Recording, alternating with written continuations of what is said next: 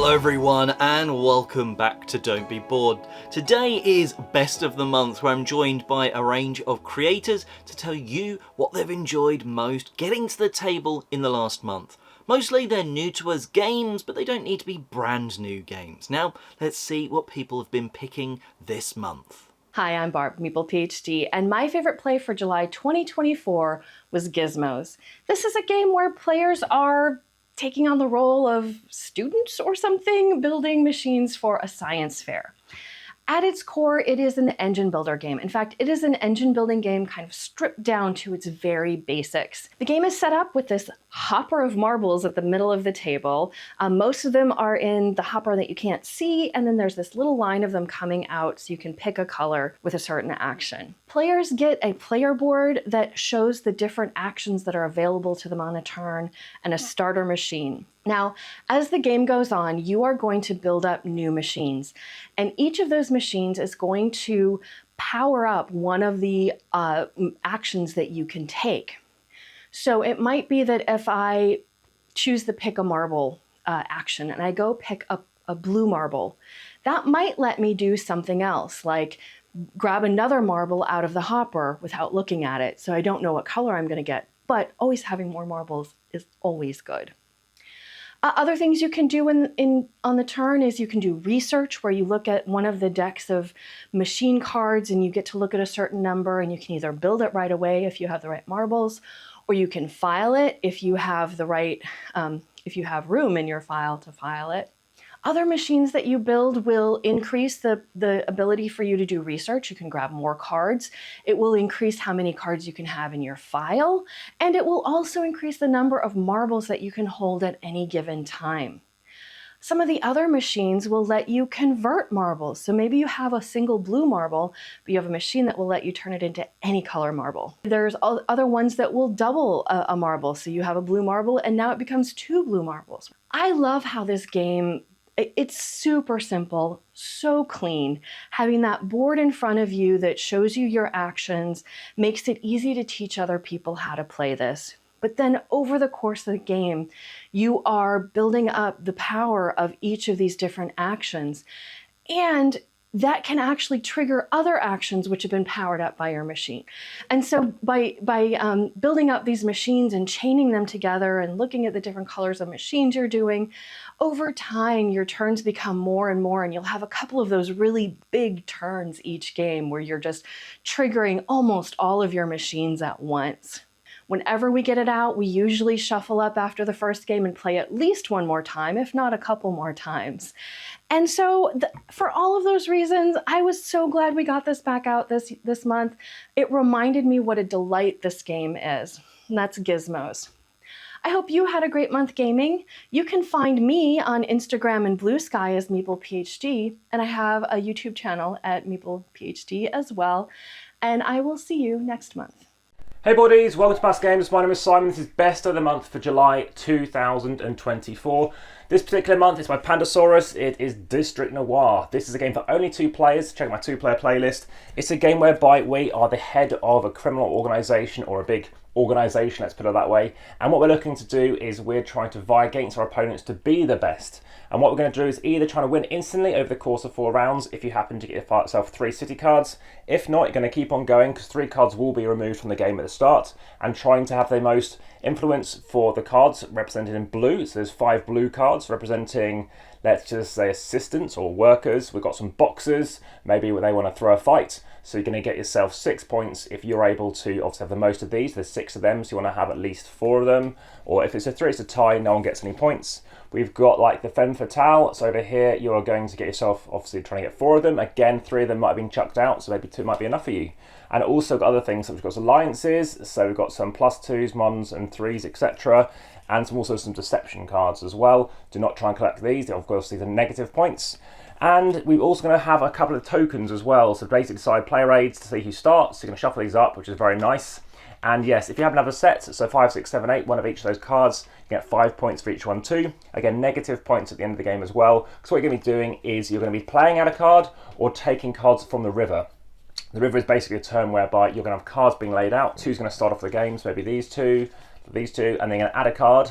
So you're not going to see what your opponent's going to play. Then they're going to play a card face up, and then you're going to play a card face up. But maybe you don't want to play a face card. Maybe you want to take the 3 most recent cards. But the fact is you've got to play all your cards, which means you might end up leaving all your really good cards to the end, thinking you've taken some good cards, and even better cards come up, which might be those city cards, and of course you could lose the game instantly. I've rarely seen an instant win in that instance, but it is worth noting. The back of the card is very good by telling the distribution of everything. Like I said, these cards are quite easy, 5 equals 5, and there's a few of the more negative ones. There's 4 of the -2 cards, 2 of the -3, and 3 of the -1, etc. Very good game. There's also that lovely poker chip to tell you obviously who's starting at the beginning of the game by like flipping it if you want to, or just to say who's starting at the beginning of each round. It's a lovely, fun game. I highly rate it. Like I said, it has hit my best of the month. Check my best month playlist as well. Looking forward to speaking again next month as well. I've already got a game lined up for it. I've been playing it a lot. I know I'm one of the most players for it already, and I'm playing it this month as well as District Noir, but I just thought next month I'll give it to you then, because I'm going to have a bit more meat to the bones as to what I'm going to give my review on it. But there we go. In fact, I've played it already more than District Noir, so quite a hyped month for them. Looking forward to speaking again now. This of course Room 3, another set of board games, more stuff and more shelving going on as well. Speak to you soon. For now, enjoy the game and back to the table. My pick is a game that's certainly not new in my collection but hasn't hit the table in a while, and that's Ghost Blitz, or mine is a Geistesblitz because it's the German version. But this is an absolutely hilarious, family fun, quick, speedy sort of game. You put these 5 objects in the middle and they are cool, like things like this ghost. Or maybe this cute little mouse. You're trying to grab these based on what the cards are sort of showing you. So one gets flipped over and everyone is trying to grab the right thing.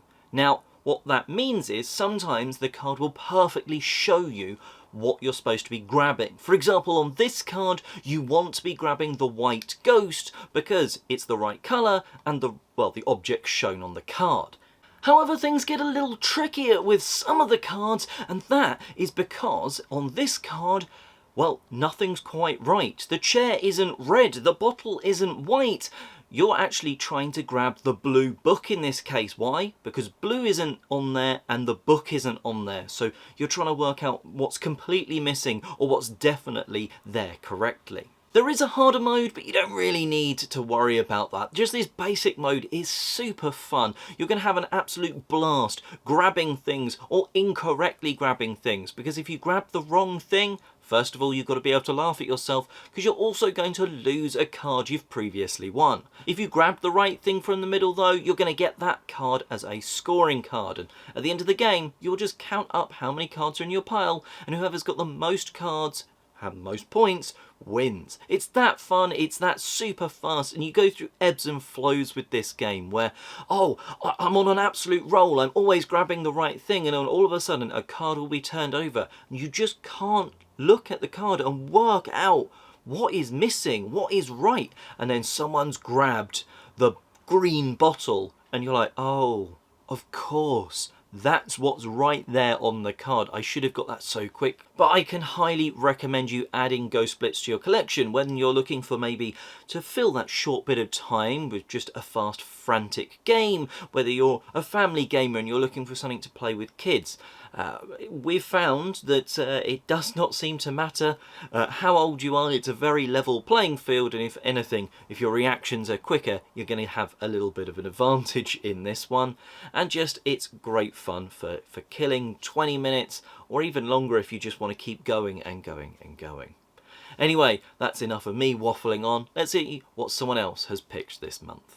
Hi, I'm Libby, this is Julian, and together we are Boxed Meeples, and it's the end of another month, so as usual we're talking down our best games that we've played this month. Now, we've talked about it before. It's that board game in a box that you just unfold, has the cool air vents, Pandora Celeste. Now, this is currently on GameFound, and we talked about it a few months back. We played an early prototype. You've probably seen this in all sorts of conventions. It's kind of been all over kind of the community. But we've got a chance to actually play more of the game and see how the game has progressed from when we first played it. Yeah, so initially, and some of the content that we've done on it previously was very much a sort of a mini campaign of learning. So you sort of get to know the game, and each different chapter introduces you to some more mechanics. Yeah, so we've learnt the game. We did all that campaign. We now know how to play it. We've explored those three-dimensional air events that are so amazing. Yes. That really do bring the game to life. And we've got the chance to just play the kind of randomised nature of the game. So it's not just aliens we're seeing in this game. We're seeing there's a Terminator style character in there. There's a Predator style character. Basically, if you've seen those kind of 90s style sci-fi horror films, imagine the villains in those. They're going to be in Pandora's Celeste. And it's not just the big nasties. There's kind of all these sort of smaller nasties that we've been coming across as we've been playing the kind of main game now. So we're seeing like Venus flytraps that, of course, come from Venus. And more excitingly, we've been exploring the cargo bays. And you know those films. You venture into the dark corridors, into the cargo bays. You can't see what's going on there, but you know there's something really bad lurking in the shadows. Yeah, you know every film when you head into those cargo bays, some bad stuff's about to happen, and it definitely does in Pandora's Celeste. Now, what's great about Pandora's Celeste is I do love the use of cards in this game. Obviously they're tracking your noise, you're playing cards from your hand, and also you're using those same cards for combat, and you have the really elegant combat in this game where you're placing cards and really pushing your luck, trying to get, are you going to get another hit or is it going to quickly go very, very, very wrong? And of course, you were talking about the sort of different elements of the cards. Some of those characters are going to be able to deal with things in the cargo base, maybe slightly better than other ones. Some are really good with using tools, some are really good using guns. And of course, you can change depending on the items that you pick up, but those icons and abilities that you get naturally in your sort of player hand for the different characters are maybe going to sway you into heading to the cargo base or maybe avoiding them. Get away from those. Now, I always seem to kind of gravitate toward playing the android because I do like the kind of shifty nature of him, because in the main game, after you played through the learning tutorial, you're actually drawing your objectives. Now, if you're playing as the android and you draw a company objective, you have to choose it, which means all of the other players with you are mostly going, he's shifty, I don't want to be around him. That being said, you could be an entirely good android if you're drawing two positive agendas. I do like the way that they change as you're playing. The nasties you're going to be playing against are different each time you're playing, so you don't really quite know how this game is going to pan out, what everyone's trying to do, and even where those things are going to be found on your individual playthrough.